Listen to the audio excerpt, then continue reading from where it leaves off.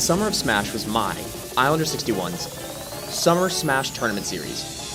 Throughout these 4 days, 4 events were hosted. The strangest Smash tournament ever with a video on this channel. Smash Trivia, a World of Light speedrun, also with a video on this channel, and finally, a standard Smash tournament, the topic of this video. With the prize that will be shown next week up for grabs, as well as the top spot, all the competitors hop back into the arena for one more grand finale in the series. Who would come out on top? We will discuss the placings of the top 8, as well as some pre-top 8 honorable mentions. Please, make sure to like and subscribe before we get into the action. Out of the 26 players who entered, only 8 of them could make it into the coveted top 8 spot on the bracket, which meant that there were some top-tier players who, despite their amazing play, just did not come out on top. However, that does not mean that they did not have some great matches. The main competitor on this side of the bracket was KK the Beast, who took Malice Alex, one of the top 8 finishers, to a gut-wrenching last at Game 1. Despite losing the set 0-2, this does not define the gameplay that actually happened. KK the Beast's ability to survive was highlighted in this set, as the Falco would live until about 140% on average, every single stock. He was able to barely survive an Incineroar back air with optimal DI, which allowed him to continue playing. While it did not work out for the Falco in the long run, KK the Beast's play was not represented well by his placing, as he made some great games. One of the 7th placers in this tournament was the Ken and Little Mac main, Lelo. Throughout the bracket, Lelo began facing off against Ultra Asher's Min Min, after moving on to round 2 by virtue of a DQ. Sadly, this did not go in the Mac's favor, and Lelo was sent down to loser's bracket, where after a few more rounds, the swap to Ken was made, for the first set of loser's side top 8 against Tetrax. The tournament had now opened up into a best-of-5 format for the remainder of the top 8, so it gave Lelo time to work and improve throughout the course of the set. In Game 1, Lelo went Ken against the Incineroar, and initially was keeping up the pace against one of the tournament's finest, as they were trading Incineroar's strong single hits for Ken's equally strong, long combos. However, the theme of this set was grabs galore from the eventual winner. Incineroar's grab game was just too much for Ken, despite his tricky combos. After the game loss, Lelo swapped to the Little Mac, but the same conclusion struck out. Since Mac wanted to get in, it was an incentive for the Incineroar to stay right outside his range and punish with a grab or an Alolan Whip, which Tetrax used to take Lelo out in Game 2 after grabbing him out of a KO punch. But this did not mean Lelo played poorly, as the Mac player used all of his recovery tools to come back to the stage in almost every scenario, and began using dash packs to bait out the Incineroar. However, despite the new and improved recovery, Tetrax was still winning on the stage and managed to knock Lelo out at 7th place. The next 7th placer in the tournament was Malice Alex, who was knocked out in loser's quarters by Nosehairs. The Incineroar had to go up against the challenge of facing a hero, whose projectiles and overpowered cheese just outplayed Malice Alex. In Game 1, an unlucky snooze put Incineroar in range for a strong up smash, and other than that, Hero's long-range zoning and sword just walled out the Pokemon. In the next game, things didn't go so well either, as Malice Alex got hit with an insane Hatchet Man, and his stock was taken at an extremely low percent due to one mistimed dash attack on his end. But once he realized what was happening, Alex had a change of play and began to show off what made him such a threat in this game: his movement. Despite using a slow character, the slowest in the game in fact, Malice Alex's movement towards the end of Game 2 really started to help him outmaneuver Hero's projectiles. However, it was just too little too late, and he took the loss in Game 2. At this point, with the final game on the line, Alex made the switch to Marth, an optimal choice for the newfound movement he was playing with. Despite getting punished for taunting at the beginning, he got thwacked and hit with a Kaboom at a really low percent, and ended up losing the set, but showed his slick movement in his campaign to 7th. The first set to determine the first 5th place spot was between Tetrax's Incineroar, coming off the win over Lelo, and EOF's Pyra and Mythra and Rob, who lost on winner's side to Ultra Asher. EOF would end up losing this set 3-1 and getting 5th place, but let's see how he ended up getting into this position. At the start of the tournament, he kept himself in the winner side of the bracket, taking down opponents such as Moy, Petri, and Dazai, until he faced Ultra Asher in the winner's semis, the first round of top 8. In this set, Pyra and Mythra's poor recovery were exploited to the max with Min Min's Ram Ram. Despite going even on stage with the Mythra, another issue was actually getting the kills with Pyra, as her slow movement made it a struggle for EOF to actually get past Min Min's arms and get the kill. This, along with the recovery issue, forced EOF to change to Rob for Game 2. Despite losing the next 2 games of the set, EOF's survivability and high percentage gameplay kept him much more in the game and set overall. His ability to just stay alive on stage and live to around 150% each stock helped a lot. But going into loser's bracket, he would need the same survivability to make his run a little longer. In the losers match, EOF started off as Pyra and Mythra, and tried to use Incineroar's slow mobility to his advantage with the speedy Mythra, and in comparison to Incineroar, speedy Pyra too. However, the Incineroar cheese just came into full effect and resulted in a Game 1 loss, causing a swap of characters for Game 2. With this swap, the games became a lot closer, as these two traded 2-stocking each other in Games 2 and 3. But with Game 4, it was EOF's last chance in the bracket. He got cheesed again by Revenge and an up B off the top, and resulted in a loss, putting him out at 5th place. The other 5th placer in this tournament is Many the Steve, who sadly did not actually play in Top 8, and therefore had no matches streamed.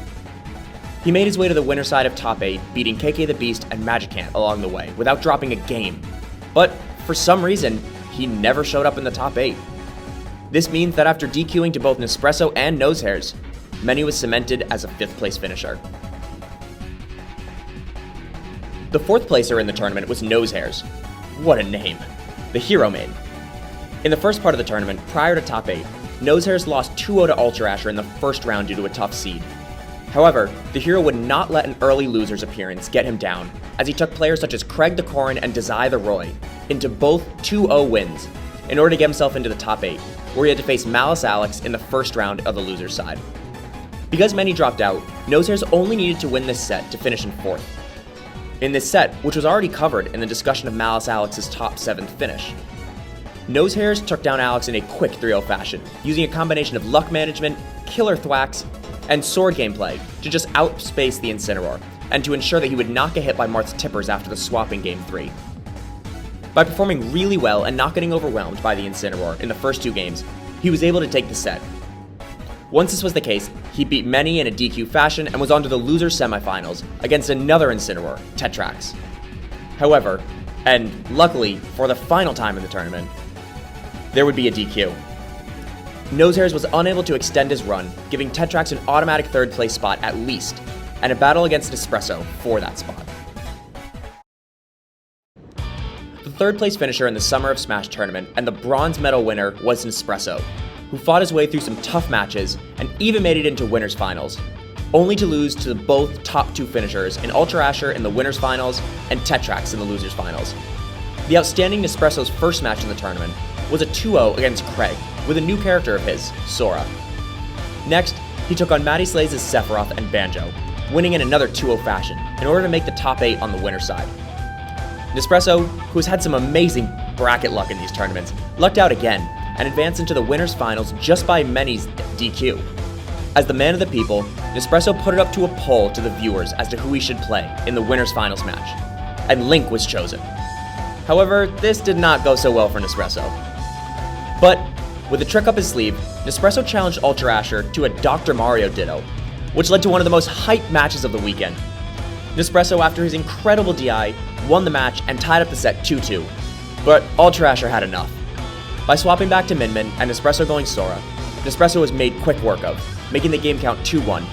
And for the final match, Nespresso went back to his main, Inkling, and faced off in a losing effort against Ultra Asher's Steve, which sent him down to fight Tetrax in the losers finals. Nespresso was defeated 3-0 in the match, sending Tetrax into grand finals after an incredible losers run. The runner-up for this tournament was Ultra Asher and her Min Min. Now, this obviously spoils who won the tournament, but keep in mind that the grand finals were crazy, so stick around for that. At the start of the tournament, Ultra Asher only lost 1 game in the entire time until the grand finals, which was the Dr. Mario Ditto loss against Nespresso. She won without dropping a game over Nosehair's Hero, Lelo's Little Mac, Malice Alex's Incineroar, EOF's Rob and Pyra and Mythra, before beating Nespresso 3-1 in the winners finals. Going into grands, Ultra Asher was the clear favorite to win the tournament, especially against an Incineroar with her Min Min. That matchup seemed dreadful for Tetrax, combined with the fact that Ultra Asher only had to win 1 set made her the clear favorite. However, how did she get second? That will be determined by who came first. The winner of the entire tournament, with the craziest run you could ever think of, was Tetrax and his Incineroar. Tetrax lost the first round to Magicant the Olimar, 1-2 in games, But after that loss, Tetrax decided right then and there that he was not losing anymore, and only dropped one game for the rest of the entire tournament to finish in the top 8. During this journey, Tetrax defeated Petri, Calp94, Matty Slays, Lelo, EOF, Nosehairs, Nespresso, and Ultra Asher twice. This run was utterly absurd, and the fact that Tetrax did not get knocked out but instead won the entire thing in such a dominant fashion is crazy. Let's talk about Grand Finals now.